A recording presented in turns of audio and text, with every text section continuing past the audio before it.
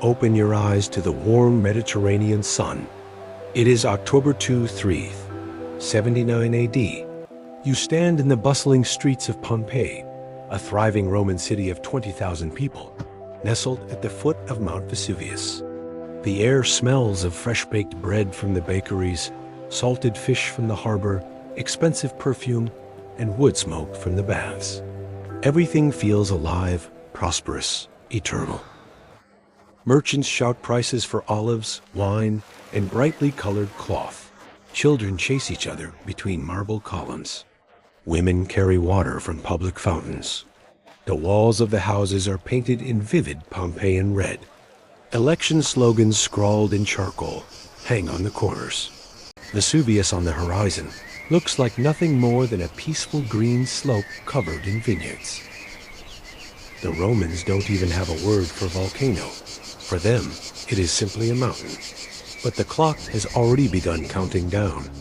You have 24 hours to understand. This city is doomed. Midday, October 23rd. Recent excavations confirmed it. The tragedy did not happen in summer, but in autumn. The pomegranates found in the ruins and the braziers prepared for cold nights prove it. Look closer.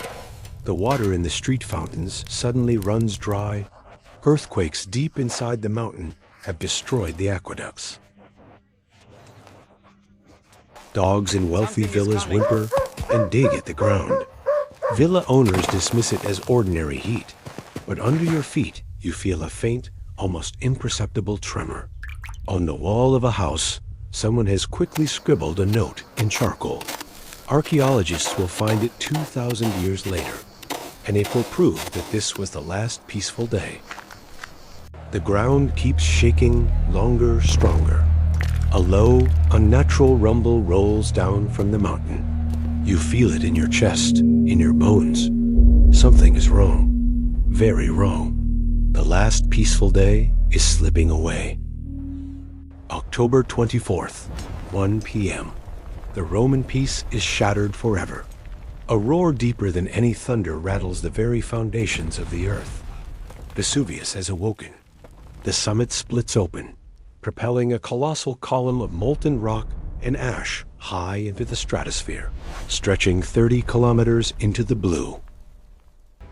From the harbor of Misenum, the young Pliny watches in disbelief. He sees a cloud of unusual size, resembling a gargantuan Mediterranean pine tree.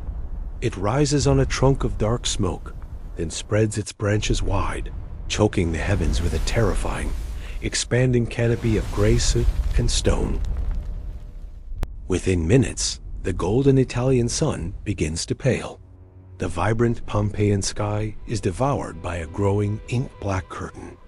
Darkness, absolute and heavy, falls upon the city in the middle of the afternoon. People look up, their faces turning ghostly in the dying red light of the obscured sun. Then the sound changes. A frantic drumming begins on the terracotta roofs. It is not rain, but lapilli, small, porous pumice stones, light as bone, but burning with the heat of the mountain. They bounce off the basalt streets, filling the air with a dry, clattering rhythm of impending doom. Panic sets in as the atmosphere turns caustic. The smell of sulfur stings the throat and blinds the eyes. Every breath is a struggle against the grit of volcanic dust. The weight of the falling stone is unrelenting, threatening to bury the living before they can find a path to the harbor.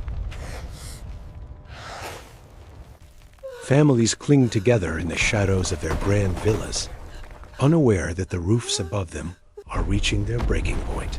The thick, gray snow of ash is relentless. You feel it in your bones. The city you knew is gone. The era of the mountain has truly begun.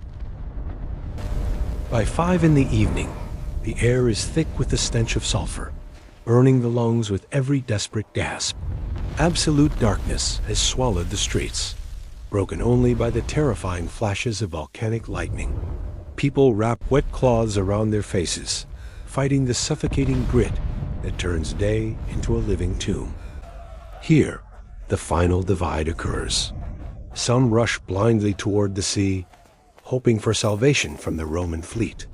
Others retreat into the deepest corners of their homes, clutching their household gods and gold, believing that the thick stone walls that protected them for generations will hold against the mountain's wrath. Look at the ground as you run. Thousands of bronze coins and silver plates lie abandoned in the gray soot. In the panic, even wealth loses its meaning. Sandals are lost in the rising ash, and people tie pillows to their heads with linen strips, a desperate shield against the falling boulders of pumice. At the shoreline, a new horror awaits. The sea has suddenly retreated, leaving fish gasping on the dry, steaming seabed, a silent omen of a looming tsunami. The waves are too violent, the wind too fierce for the Roman galleys to approach. The harbor, once the city's lifeline, has now become a deadly dead end. Back in the city, those who hid in cellars face a grim reality. The ash and lapilli have piled 6 meters high, sealing doors and windows from the outside.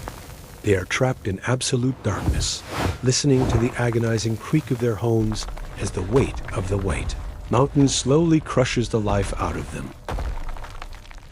Midnight passes, and a haunting, false silence falls over the buried city. The rain of stones eases, leading some to believe the nightmare is over. But high above, the massive volcanic column is collapsing under its own weight. The mountain is gathering its strength for the final lethal blow, the pyroclastic surges. Early dawn, October 25th. The sky is a bruise of purple and gray. Suddenly, a sound like 1,000 freight trains descends from the peak. This is the first of 6 pyroclastic surges, avalanches of gas and ash moving at 100 kilometers per hour. There is no running. There is only the end.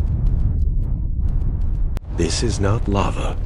It is a searing whirlwind reaching 300 degrees Celsius. Scientific analysis of the bones reveals a chilling truth. These people did not suffocate. They died of thermal shock in a single agonizing second. Their soft tissues evaporated, leaving behind a skeletal map of the city's final heartbeat.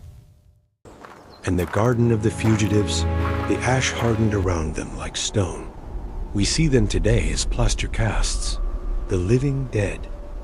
A father shielding his daughter, a mother clutching her child, someone reaching for the sky.